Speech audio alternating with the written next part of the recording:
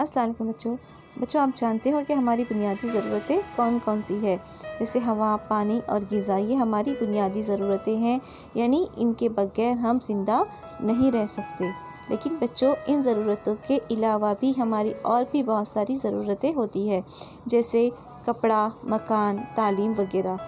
बच्चों, इस लेसन में हम देखेंगे कि हमारी ये ज़रूरतें कौन पूरी करता है। तो चलिए आज हम ईवीएस में एक नया लेसन स्टार्ट करते हैं कि हमारी ज़रूरतें कौन पूरी करता है। बच्चों, यहाँ पे आपको कुछ तस्वीरें नज़र आ रही हैं। इनमें से कुछ लोगों को तुमने वाकई देखा होगा। इनमें से किन लोगों से तुम्हारा वास्ता पड़ता है?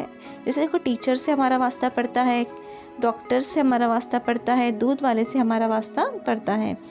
अब हम देखते हैं कि इनसे हमारी कौन सी ज़रूरतें पूरी होती है। जैसे टीचर जो है वह हमें पढ़ाती है, तालीम देती है, डॉक्टर्स हमारा इलाज करते हैं, किराने वाले से हम किराना लेते हैं, किसान जो है वो हमें अनाज देता है, कुम्हार से हमें मिट्टी के बर्तन वगैरह मिलते हैं। इस तरह से इन लोगों से हमारी ज़रूरतें पूरी होती हैं।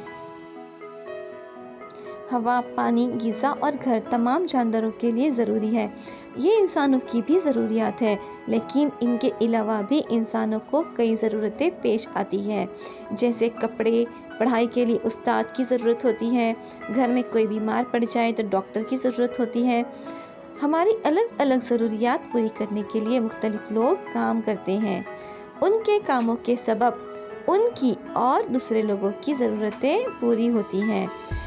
उनके काम को हम पेशे कहते हैं। पेशों की कई किस्में हैं और पेशों की किस्मों के हिसाब से इन्हें 4 हिस्सों में बांटा गया है। पहला है फितरत पर मुनहसिर पेशा, नंबर 2 पे आता है सनतें, नंबर 3 है तिजारत और नंबर 4 है खिदमत मुहैया करने वाले पेशे। बच्चों, हम हिंदुस्तान में रहते हैं और हमारे मुल्क का सबसे अहम पेशा जो है वो है ज़राअत। चलिए हम यहाँ देखते हैं ज़राअत की अहमियत। ज़राअत हमारे मुल्क का एक अहम पेशा है। किसान खेतों में काम करते हैं, इसीलिए इस मुल्क के सभी लोगों को अनाज मिलता है। हमारी ग़िज़ा में रोटी, चपाती, चावल, दाल, आमटी, सब्जियां, सलाद वगैरह चीज़ें होती हैं और ये तमाम चीज़ें खेतों में होने वाली फसलों से हासिल होती हैं। यानी हम जो भी खाना खाते हैं वो तमाम खाना जो है वो हमें कहाँ से मिलता है? खेतों से मिलता है। इसलिए हमारे हिंदुस्तान में खेतों को बहुत ज़्यादा अहमियत दी गई है। इसके अलावा अपनी दीगर ज़रूरतें भी खेतों से पूरी होती है। मसलन गन्ने से शक्कर बनती है, कपास से कपड़े बनते हैं जिससे हम अपने लिबास बनाते हैं। फल, फूल और दवाइयों में इस्तेमाल होने वाली जड़ी बूटियों की भी खेतों में बड़े पैमाने पर पैदावार होती हैं।